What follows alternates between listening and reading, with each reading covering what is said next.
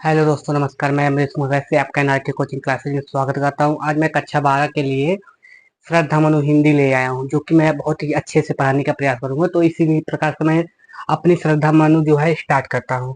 मतलब अब ये श्रद्धा मनु में क्या है कि श्रद्धा मनु में ये था कि जैसे कोई प्रलय आता है, तो प्रलय आने पर पूरा संसार नष्ट हो जाता है, केवल श्रद्धा और मनु बचते हैं। तो श्रद्धा को लगता है केवल मैं बची हूँ, और मनु को लगता है मैं बचा हूँ।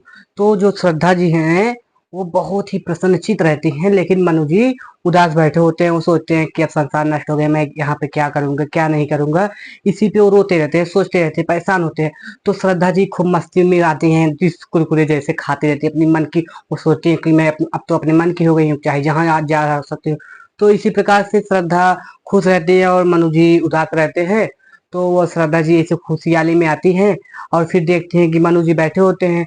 तो वह मनु जी को देखते हो तो और खुश हो जाती है, सोचती है हाँ कोई तो है अभी इसमें, हमारे इस धरती पर अभी कोई है जिससे अभी संसार को बनाया जा सकता है। तो वह श्रद्धा जी मनु को देखती हैं और पूछती हैं कि कौन तुम संस्कृत जल निधि तीर।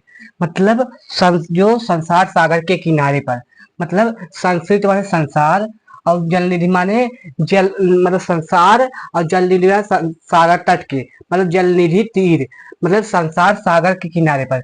मतलब जो तुम मुझे संसार सागर के किनारे, तीर माने किनारा, जल निधि माने सागर, और फिर संस्कृत माने संसार, जो तुम मुझे संसार सागर के किनारों पर दिखाई दे रहे हो, आप कौन हो। श्रद्धा जी जब खुशहाली में आती है फिर ऐसे देखती उन्हें पूछती हैं कि संसार सागर के किनारे पर जो मुझे दिखाई दे रहे हो, आप कौन हो, ये पूछती है श्रद्धा जी।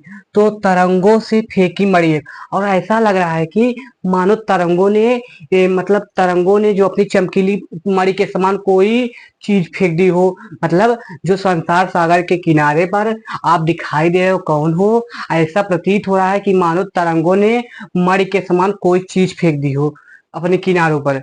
तो कर रहे किस निर्जन का चुपचाप। मतलब वो मनु जी थे, वो शांत मन से बैठे हुए थे, और जहां पर कोई नहीं था, एकांत जगह। मतलब आप किस निर्जन का चुपचाप, मतलब आप किसका चुपचाप कर रहे हैं, किस निर्जन का चुपचाप प्रभा की रात। मतलब आप किस निर्जन का चुपचाप वर्णन कर रहे हैं, मतलब प्रभा की अपनी सुंदर चमक से किस निर्जन का, जहां पर स्थिति शून्य होती है वहां निर्जन कहलाता है।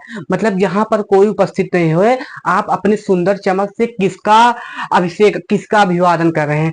मतलब कर रहे किस निर्जन का चुपचाप, मतलब आप किसका कर रहे हो, किस निर्जन का, जहां पर कोई स्थित ना हो, आप एक शांत स्थिति में शून्य जगह पर किसका अपने सुंदर, अपने चेहरे के सुंदर चमक से अभिवादन कर रहे हो। मतलब कौन तुम संसुत जल निधि तीर, मतलब जो संसार सागर के किनारे पर दिखाई दे रहा है, आप कौन हो। तरंगों से फेंकी मड़ी, ऐसा लग रहा है कि तरंगों ने मड़ी के समान कुछ फेंक दी हो। कर रहे कि इस निर्जन का चुपचाप, और यहाँ पर कोई स्थिति नहीं, उसका किसका चुपचाप वर्णन कर रहे हो अपनी सुंदर चमक से।